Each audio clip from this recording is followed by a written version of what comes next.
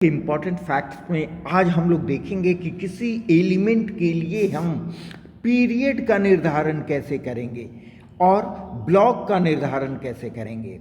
तो पीरियड के लिए हम लोग क्या देखते हैं कि किसी एलिमेंट का जो वैलेंस ऑर्बिट होता है, आउटर मोस्ट ऑर्बिट होता है, वही उस एलिमेंट का पीरियड होता है। आउटर मोस्ट ऑर्बिट का मतलब कि वैलेंस इलेक्ट्रॉन जिस प्रिंसिपल क्वांटम नंबर में होते हैं वही उसका पीरियड होता है। ठीक है, वही उसका पीरियड होता है। जैसे फॉर एग्जांपल नाइट्रोजन के लिए देखें, ये हुआ आपका valence orbit, second valence orbit हुआ, देखिए हमने उसको राउंड में घेर दिया, तो इसका वैलेंस ऑर्बिट या आउटर मोस्ट ऑर्बिट आपका हो गया 2, आउटर मोस्ट ऑर्बिट 2। इसका मतलब कि वैलेंस इलेक्ट्रॉन का प्रिंसिपल क्वांटम नंबर हुआ 2, इसलिए नाइट्रोजन सेकेंड पीरियड का एलिमेंट होगा। इस तरह आगे हम देखें कि ब्लॉक कैसे हम कैलकुलेट करेंगे किसी एलिमेंट का। तो ब्लॉक का कैलकुलेशन बहुत सिंपल है।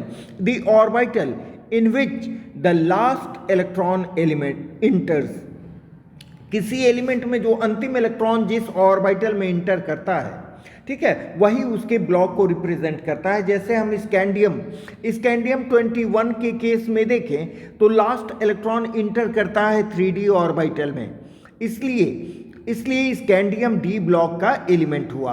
क्योंकि लास्ट इलेक्ट्रॉन इंटर करता है 3d ऑर्बिटल में, इसलिए स्कैंडियम डी ब्लॉक का एलिमेंट हुआ। ठीक है, यहाँ ये भी देख लें कि 4s की एनर्जी कम होने के कारण, 4s की एनर्जी 3d के कंपैरिजन में कम होने के कारण पहले इलेक्ट्रॉन 4s में इंटर करता है, उसके बाद 3d में। ठीक है, तो इसी को यहाँ हिंदी में दिया गया है। नियम क्या हुआ कि ऑर्बिट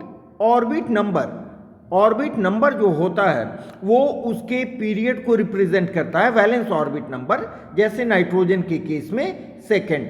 ठीक है, उसी तरह जो लास्ट इलेक्ट्रॉन जिस ऑर्बिटल में इंटर करता है वही उसका ब्लॉक कहलाता है। जैसे स्कैंडियम के केस में लास्ट इलेक्ट्रॉन इंटर करता है 3d ऑर्बिटल में, इसलिए ये डी ब्लॉक का एलिमेंट हुआ।